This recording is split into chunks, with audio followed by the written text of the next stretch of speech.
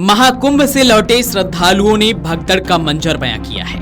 महाकुंभ से लौटकर अयोध्या दर्शन करने पहुंचे श्रद्धालुओं ने प्रयागराज के हालात की जानकारी दी। बहुत सारे लोग बिना स्नान किए ही लौट आए। जो स्नान कर पाए उन्हें अपने गंतव्य तक पहुंचने के लिए जूझना पड़ा। कुछ श्रद्धालु ट्रेन में ही 10 से 11 घंटे तक फंसे रहे क्योंकि ट्रेन विलंब से आ रही है। वहीं श्रद्धालुओं को 25 किलोमीटर तक पैदल चलने के लिए विवश होना पड़ा। बिहार के छपरा निवासी उत्तम सिंह ने बताया कि वे ट्रेन में करीब 11 घंटे फंसे रहे। भगदड़ की वजह से कुछ ट्रेनों को डाइवर्ट कर दिया गया, जिससे ट्रेनें विलंब से पहुंच रही हैं। वे जिस ट्रेन में थे वह 11 घंटे विलंब से पहुंची थी। ट्रेन में लंबे समय तक फंसे रहने से घबराहट हो गई थी। मेला क्षेत्र में पहुंचे तो स्थिति सामान्य थी, लेकिन संगम तट की ओर नहीं जाने दिया जा रहा था। दिल्ली निवासी कौशल तो बिना स्नान के ही वापस लौट आए।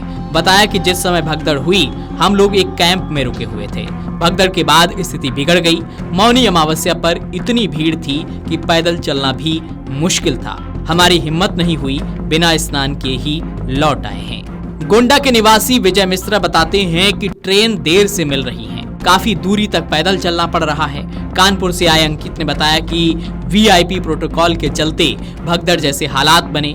लोग बैरिकेडिंग पार कर कूदने लगे थे, जिससे स्थिति अनियंत्रित हो गई। हालांकि जल्द ही स्थिति को नियंत्रित कर लिया गया। फिलहाल अभी हालात ठीक है। प्रयागराज से लौटे कुछ और लोग बताते हैं कि वो भगदड़ के बाद 9 घंटे तक मेला क्षेत्र में फंसे रहे। लोगों ने बताया कि स्थिति भयावह थी। सेक्टर नंबर 6 पर एक नाला था, उसमें 3-4 महिलाओं का शव पड़ा था।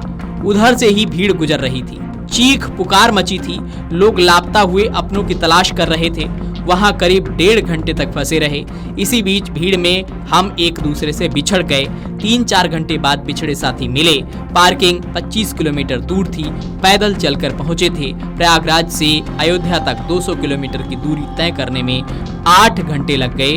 अब संगम तट पर पहुंचना मुश्किल है। मुंबई निवासी गिरीश और श्रीकांत प्रयागराज से लौटकर रामलला के दर्शन करने अयोध्या पहुंचे थे। बताया कि 5 बजे फ्लाइट थी। रामलला के दर्शन करने में समय लगेगा। अयोध्या की धरती को प्रणाम कर ही वापस जा रहे हैं। बताया कि वह 29 जनवरी की सुबह 5:30 बजे प्रयागराज पहुंचे। गंगा घाट तक आराम से पहुंच गए थे, लेकिन संगम तट तक इस समय पहुंचना मुश्किल था। संगम की ओर जाने वाले सारे रास्ते बंद कर दिए गए हैं। पुल नंबर 18 से गंगा तट पहुंचे, लेकिन निकासी पुल नंबर 19 से हुई। पार्किंग तक पहुंचने के लिए करीब 25 किलोमीटर पैदल चलना पड़ा।